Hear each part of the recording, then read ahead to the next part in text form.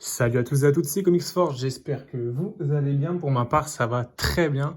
Aujourd'hui, nouvelle vidéo, une vidéo gros achat comics. On va s'empresser de la faire parce qu'il y a vraiment beaucoup de choses.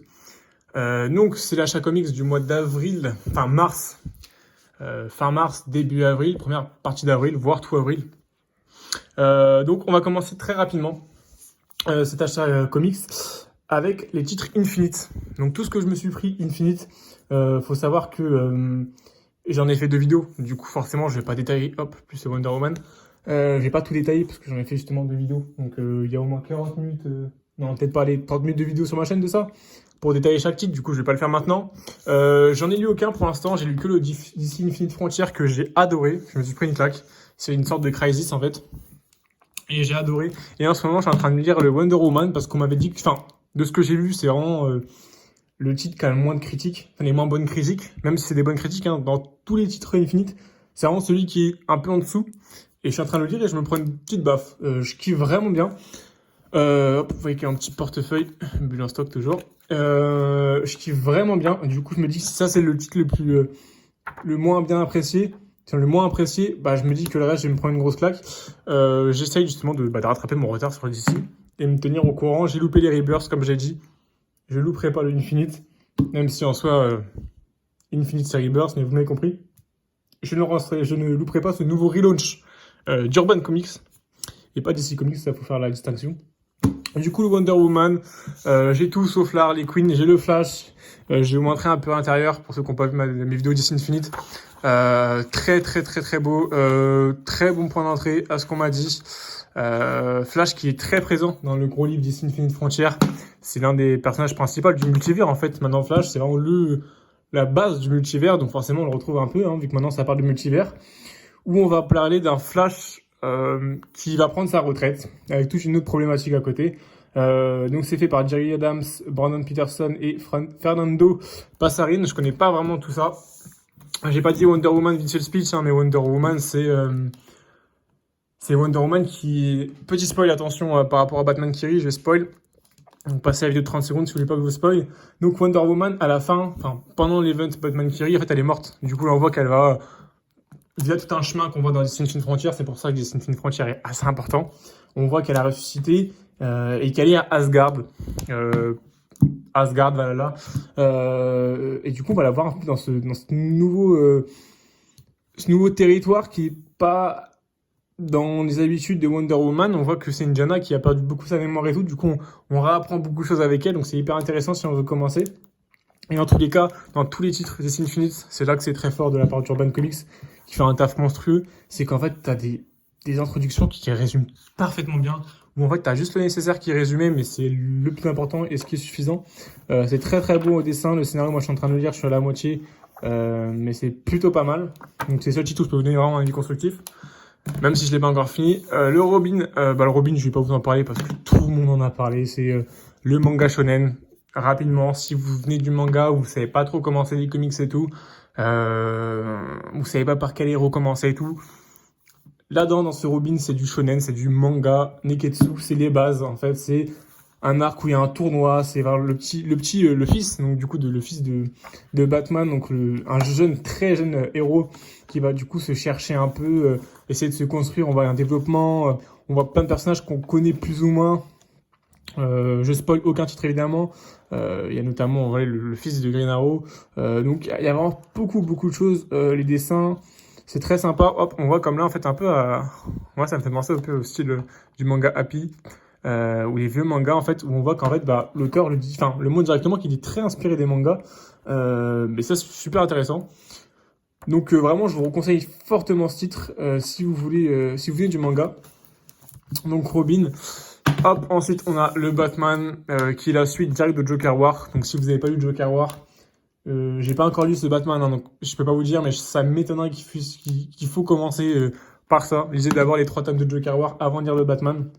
Je vous conseille fortement parce qu'en fait là c'est James Tynion the Four, l'auteur de Batman, et en fait il a commencé son run, il a commencé à écrire sur Batman dans Joker War. Du coup je vous conseille vraiment de lire Joker War avant.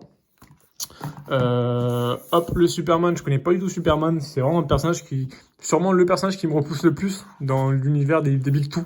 Mais je me suis dit que, allez, faut vraiment commencer parce que il y a des très très très bons retours sur ça.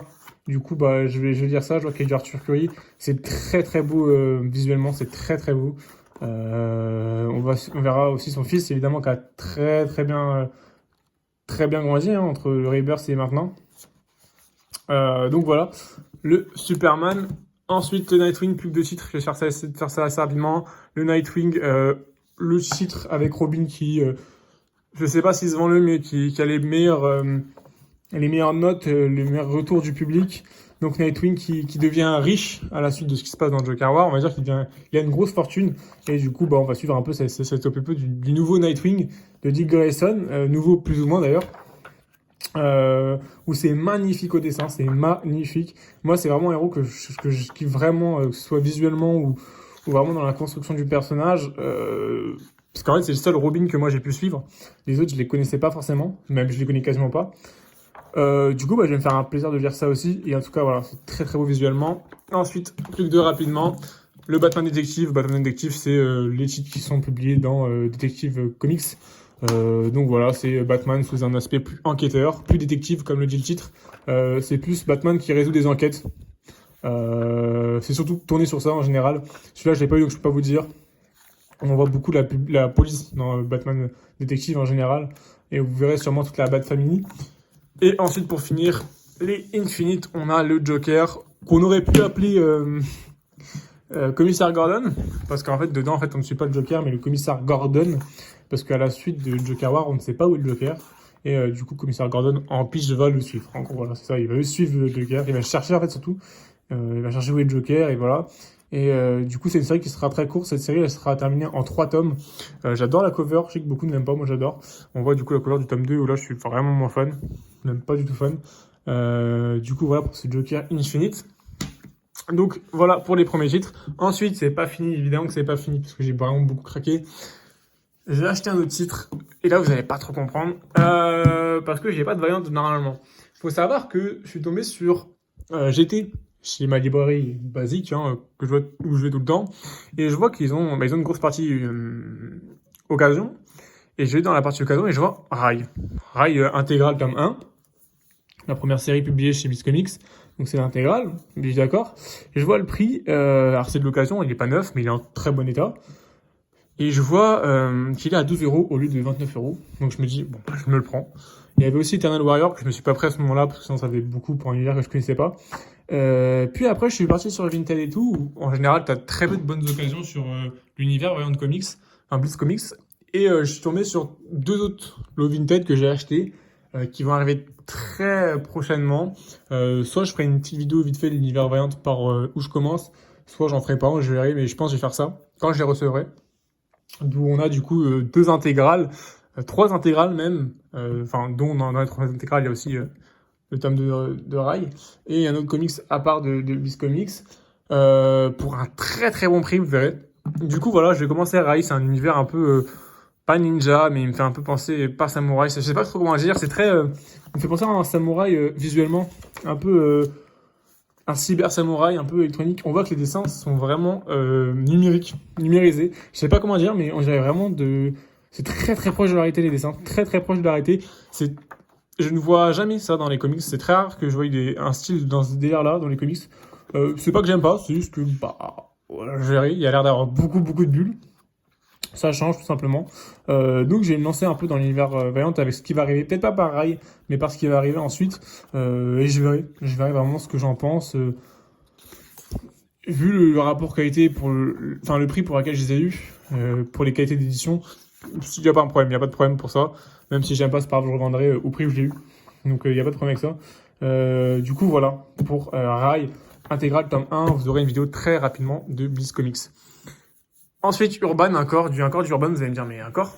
Eh oui, j'ai eu une occasion aussi près de chez moi. Là, je tiens à préciser que c'est un peu différent parce que, en gros, j'ai pas les deux premiers tomes, mais j'ai les deux premiers tomes, mais ils sont pas là où je suis. Je les ai pas sur moi. Donc j'ai eu les 5 premiers tomes d'ici Renaissance. Donc là, c'est pas de l'ère actuelle. J'essaie aussi de rattraper les bonnes lectures qu'il y a eu que Urban a publié. Si j'arrive à trouver d'occasion, je les prends en général. Donc là, on a du Aquaman de Geoff Jones et de Jeff Parker sur le tome 4 et 5. Mais les 3 premiers tomes sont par Geoff Jones. C'est un run mythique que j'ai même pas besoin d'en parler parce que tout le monde en a parlé.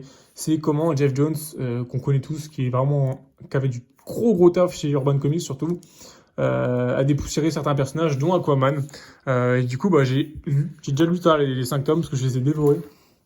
Où en fait, on a toute pas la création, mais on revient sur tout ce qui s'est passé depuis le début sur Aquaman, comment il est devenu Aquaman, qui est sa famille, qu'est-ce que l'Atlantide, plein de choses, avec beaucoup de lore de l'Atlantide qui est hyper intéressant. On voit du Black Manta, on voit beaucoup d'ennemis. Donc c'est super, c'est une très bonne initiation à l'univers d'Aquaman. Donc j'ai franchement adoré. Graphiquement, c'est du Ivan Reis, il me semble. Non, c'est du Paul Pelletier. J'ai cru avoir vu Ivan Reis au bout d'un moment. Je crois que les 2 premiers tomes, c'est Ivan Reis, si je dis pas de bêtises. En tout cas, là, on a du Paul Pelletier, mais graphiquement, c'est sublime, c'est vraiment beau. Surtout les 2 premiers tomes, je me suis pris vraiment des claques. Vous voyez des planches comme ça où, waouh, on voit la puissance de l'univers sous-marin chez DC. Donc voilà, je vous montre quelques planches. Voilà. J'ai pas eu plus loin, du coup, j'ai lu ces 3 premiers tomes qui sont excellents, que j'ai adoré. Vraiment, j'ai adoré. Il existe en intégrale, en 2 intégrales. Faut savoir que du coup, je les ai eu pour 30€. Les 5 comics, alors que les intégrales, j'en ai eu pour 56,09€. Je les ai pris, je m'en fous d'avoir en intégrale ou en simple. Donc voilà, donc du coup, très bonne lecture. Ensuite, la dernière occasion que j'ai eue, ensuite après on passera sur un autre éditeur.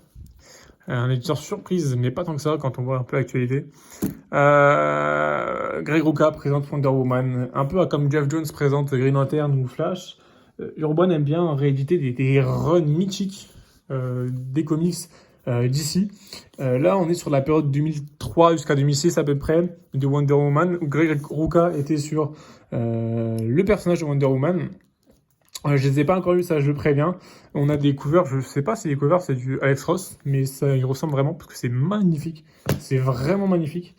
Donc c'est des bons pavés, ceux-là c'est à peu près 300 pages au moins il me semble. Ouais, c'est à peu près 300 pages chaque tome, c'est de l'occasion aussi mais ils sont en bon état. Et du coup, ça je les ai eu pour 20€ les 3. Alors que je pense que j'en aurais eu aussi pour 50, 60€ aussi. Donc en fait en tout j'ai eu 50€ au lieu de payer 120 balles en neuf, 120, 130 balles en neuf. Du coup je suis assez content.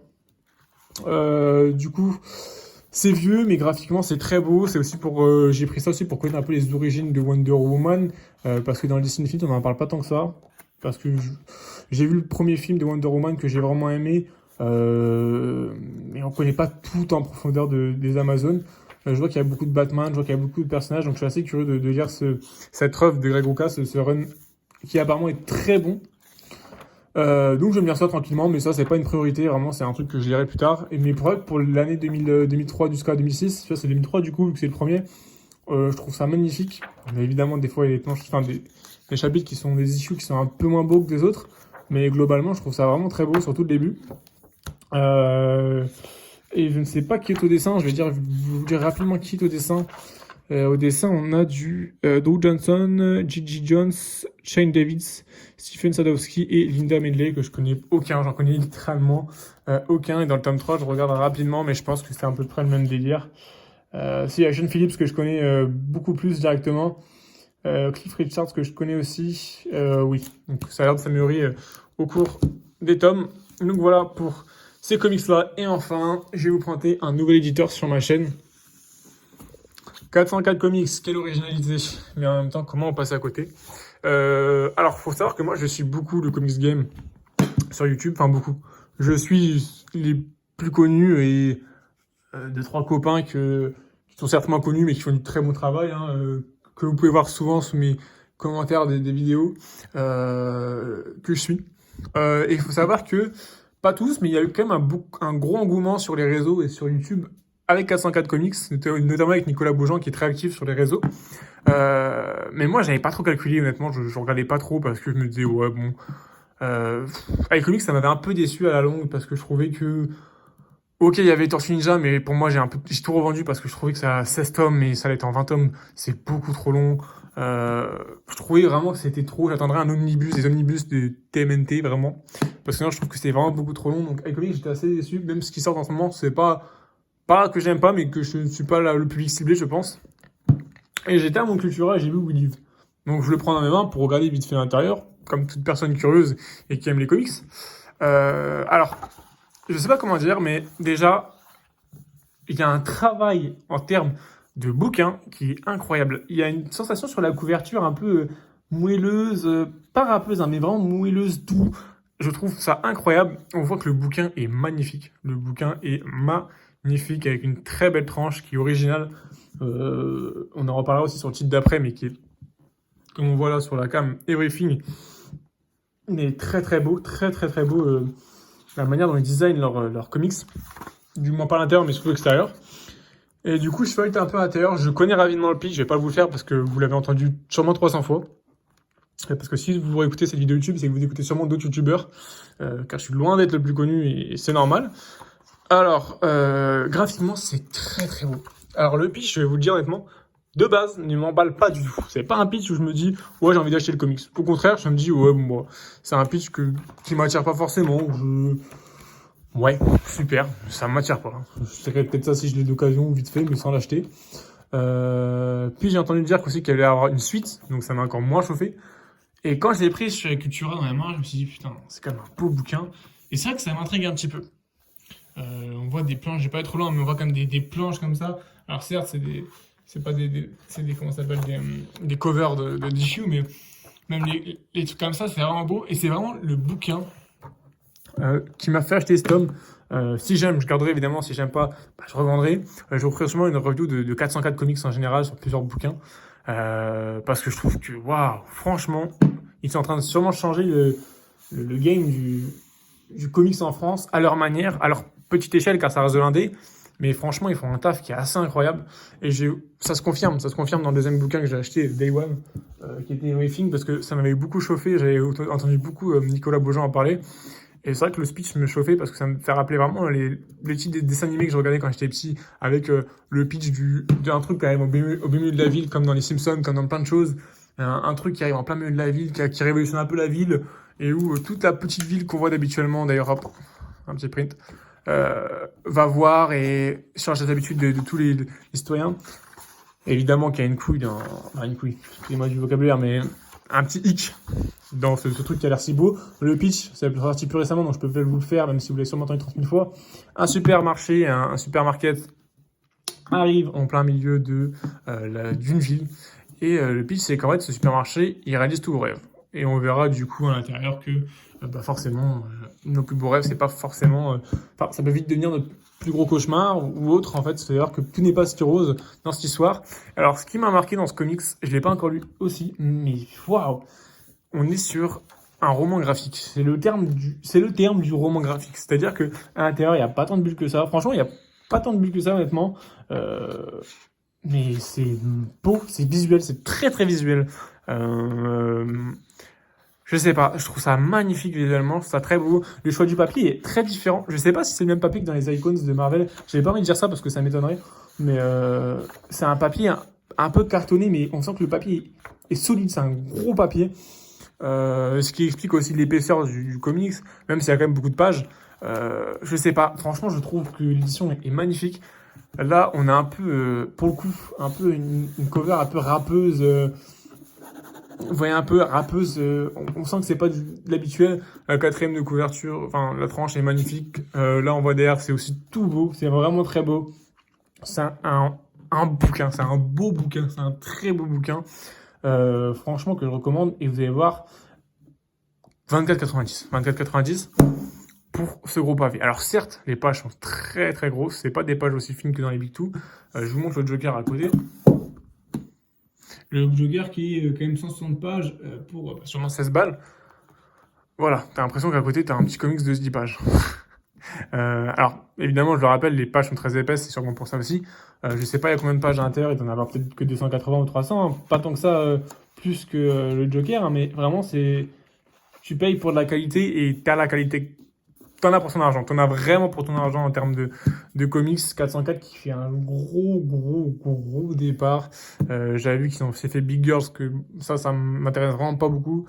Jonah, je suis pas fan des kaiju, mais je me dis que allez, Si je trouve ça d'occasion, peut-être ce sera un petit lot, ou peut-être si un jour je me chauffe en librairie, j'achèterai peut-être aussi Jonah, le tome 1 et le tome 2 qui va sortir très bientôt. Parce que je vois qu'il a de très bon retour aussi. Donc voilà, vraiment grosse claque visuelle. Après, je vais vous faire une review quand j'aurai lu le contenu, surtout, de 404 Comics, cette série de comics, parce que c'est quand même le plus important, littéralement. Mais apparemment, il y a des bons retours. Donc merci à tous pour cette grosse vidéo, d'être là jusqu'à la fin, si vous êtes encore là. Parce que là, on est à 20 minutes, j'ai peut-être un petit peu abusé, mais il y a beaucoup de choses. Avec Twitch Infinite, les anciens titres urbains, le Biz Comics et les 404 Comics. Si vous avez aimé la vidéo, n'hésitez pas à la liker, n'hésitez pas à la commenter pour me dire un peu ce que vous pensez des comics que je vous ai présentés. Dites-moi aussi vous ce que vous avez acheté, parce qu'en ce moment, il y a une très grosse sortie de comics. Il y a beaucoup de comics qui sortent, beaucoup trop même, notamment avec Panini qui fait des Panini Big News avec des Epic Collection, des omnibus de partout. Alors, c'est pas pour dénigrer, parce qu'il y a des très bons trucs que je vais acheter dedans, hein. Mais vraiment, il y en a partout, des comics, il y en a beaucoup trop. Beaucoup trop pour le prix qu'un lecteur moyen peut mettre dans les comics. Mais voilà.